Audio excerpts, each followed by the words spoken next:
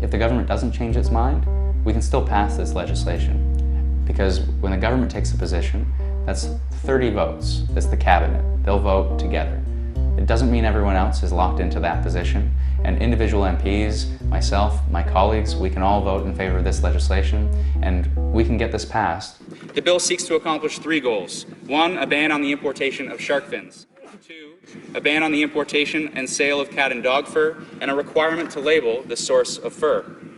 3, the modernization and strengthening of existing animal cruelty offenses in our criminal code. It was frustrating that the government was siding with the concerns raised by a small but vocal group of opponents that I don't believe are legitimate concerns, and that lawyers that I have consulted don't believe are legitimate concerns.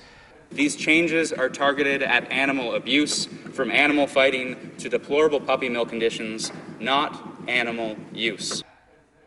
In my opinion, the opponents to this bill are playing games with politics. Canada has good animal welfare legislation at both the provincial and federal levels.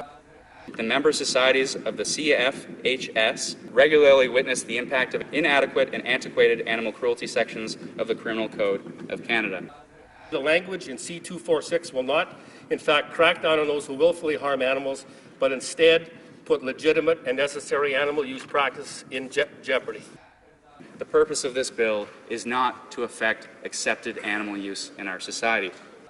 Specific legal activities, ranching, hunting, fishing, trapping, medical research, etc., should be clearly listed in the bill, so that otherwise legal activities should be taken out of the criminal code completely and not criminalized. There have been comments that I'm aiming to stop hunting and fishing, that this bill will do that. There's not a single criminal lawyer in the country who suggests that that will happen. 2, inclusions of the new recklessly test. The new section 182.1 includes the test of recklessly to the existing willfully test for causing unnecessary pain, suffering, or injury to an animal.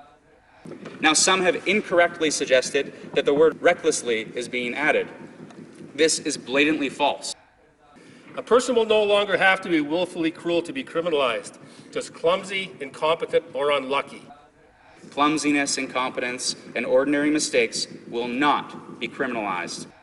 Offenses against animals will no longer be offenses against certain property. It recognizes that an offense against animals is wrong because it is wrong to harm animals, not because it is wrong to damage another person's property, which just happens to be an animal. If we were to stop performing medical research on animals, we're basically saying, let's stop making life-saving medical breakthroughs. I tried as much as possible to state that quite clearly this bill is not intended and won't affect animal use practices. I cannot vote in good conscience for legislation that could potentially cast a chill over medical research on animals, potentially criminalize ranchers, trappers, and jeopardize traditional outdoor activities such as hunting, angling, along with the many other legitimate animal use practices that are vital for our economy and well-being.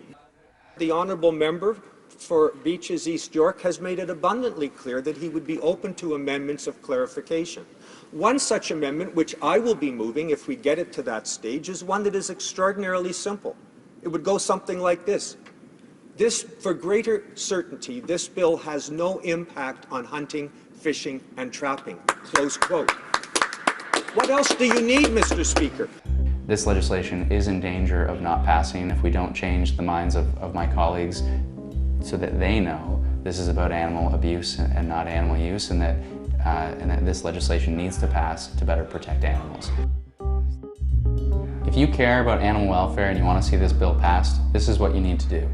You need to contact your local MP. If you write a letter or you write an email, you need to let them know that this issue matters so much to you that you may change your vote based upon it.